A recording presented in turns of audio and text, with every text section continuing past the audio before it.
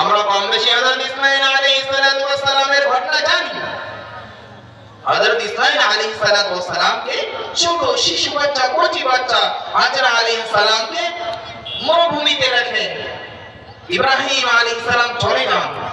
ওলামারা বলেন যখন 8 থেকে 10 বছর বয়স হয়ে যায় তখন হযরত ইব্রাহিম আলাইহিস সালাতু ওয়াস সালাম ফিরে আসেন এবং বলেন যে আমি স্বপ্ন যোগে দেখেছি যে তোমাকে জবাই করতেছি, তোমাকে কোরবানি করে দিচ্ছি। দেখুন এতটুকু বাচ্চা 8 থেকে 10 বছর, এই বাচ্চা কি বুঝবে? কিন্তু মার প্রতি লক্ষ্য করে দেখেন এই মা ওই বাচ্চাকে কিভাবে তরবিয়ত দিয়েছেন। দেখুন এই শুনতে যে আল্লাহর আদেশ, উনি বলছেন যে ফাফআল মা তুমার ইয়া আবাতি ফাআল মা তুমার, হে আমার প্রিয় বাবা, হে আমার বাবা, তাড়াতাড়ি আপনি আল্লাহ তাআলার আদেশকে মানিয়ে নেন, তাড়াতাড়ি আমাকে জবাই করে দেন।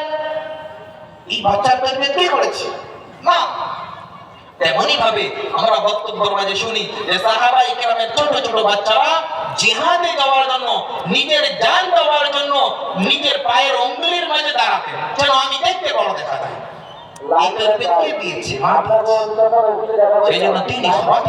আমরা লক্ষ্য করি উলামায়ে কেরাম বলেন মা বোনেরা যদি বাচ্চার উপর 3টি জিনিস লক্ষ্য করে তাহলে ওই বাচ্চা তারবিয়ত হিসেবে দ্বীনের উপরে, শরীয়তের উপরে চলা খুবই সহজ হয়ে যাবে, অতি সহজ হয়ে যাবে। তার মধ্যে বাচ্চা যখন ছোট বেলায় থাকে তখন থেকেই নামাজের আদেশ দেওয়া।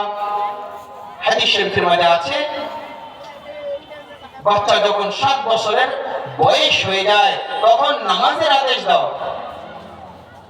আর যখন বাচ্চা 10 বছর বয়স হয়ে যায় সে যদি নামাজ না পড়ে ওকে একটু তাম্বিহ করো, ওকে মারধর করো। আফসোস বাচ্চা যদি 5 টাকা 10 টাকা হারিয়ে যায় বা আমি এই কোন একটা কথা বললে কথাটা না মানে আমি ওর উপরে কত হাত চলাই, কত পিন্ডি চলাই, মারধর করি, কিন্তু কোনোদিন এমন হয়েছে যে আমার বাচ্চা নামাজ পড়ে নেই, আমার বাচ্চা রোজা রাখে নাই, আমার বাচ্চা সকালে ফজরের সময় উঠে নেই, এর জন্য আমি ওকে মারধর করেছি? আল্লাহর কসম বললে বলবে না। আমরা যেটাকে মায়া মহব্বত বলি এটা মায়া মহব্বত নয়, বরং বাচ্চাদের সঙ্গে শত্রু হচ্ছে যে আমি একে জাহান্নামের রাস্তায় ঠেলিয়ে দিচ্ছি, ওকে জাহান্নামের আগুনে ঠেলিয়ে দিচ্ছি, ওকে শরীয়ত থেকে দূর করছি। আল্লাহু আকবার। এই বাচ্চার পিছনে কত টাকা পয়সা।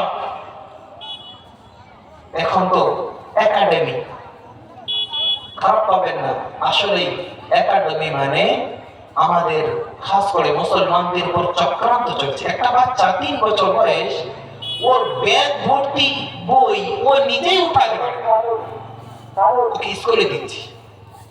কারণটা কি জানেন?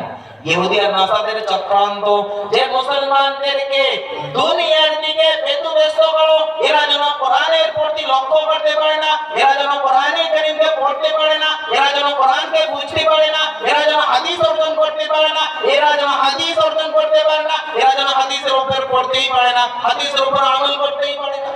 এটা চক্রান্ত চলছে। কিন্তু আফসোস আমরা ওই দিকেই ধাবিত হয়ে যাচ্ছি, শুধু দুনিয়া দুনিয়া দুনিয়া। আজ পর্যন্ত কি দুনিয়ায় আছে বাঁচি?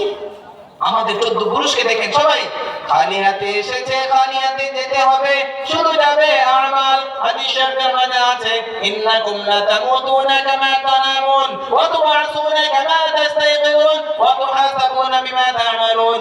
ভালো করে শুনে রেখো, আমাদেরকে একদিন মৃত্যুবরণ করতেই হবে, আমাদেরকে আবার আল্লাহ তাআলা জাগরণ করবে, আবার জীবিত করবেন, এবং ওয়া তুহাসাবুনা বিমা তা'মালুন।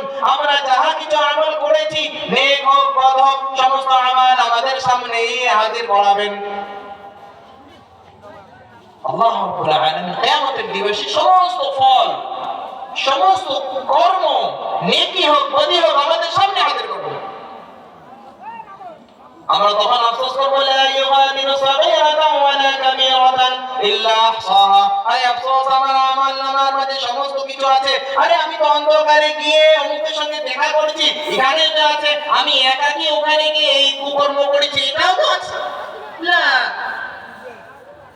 সমস্ত ছোট বড় সমস্ত আমল এখানে রয়েছে। তখন শুধু অস্ত্র ঝাড়ে কোনো ফায়দা হবে না। রব্বানা আবসারনা ওয়া সামি'না ফারজি'না না'মাল সালিহান ইন্না মুকিনুন। তখন আমরা বলবো, ইয়া আল্লাহ, আমি তো সব কিছু দেখে নিলাম, ইয়া আল্লাহ আমি তো সব কিছু শুনে নিলাম, ইয়া আল্লাহ আমাকে অল্প একটু সময় দেন, আমি পৃথিবীতে গিয়ে ভালো আমল করে নিয়ে আসবো। আল্লাহ তাআলা বলবেন, আলাম ইয়াতিকুম নাযীর, তোমার কাছে কি কোনো ডরানেওয়ালা আসে নাই? তোমাকে কি কেউ ভয় দেখানেওয়ালা আসে নাই? তোমার কাছে কি জাহান্নামের কথা কেউ বলতে আসে নাই? তোমার কাছে কি কোরআনে কারীমের কথা কেউ বলতে আসে নাই? তোমার কাছে কি আল্লাহ তাআলার কথা বলতে আসে নাই? তোমার কাছে কি কেউ নবীর কথা বলতে আসে নাই?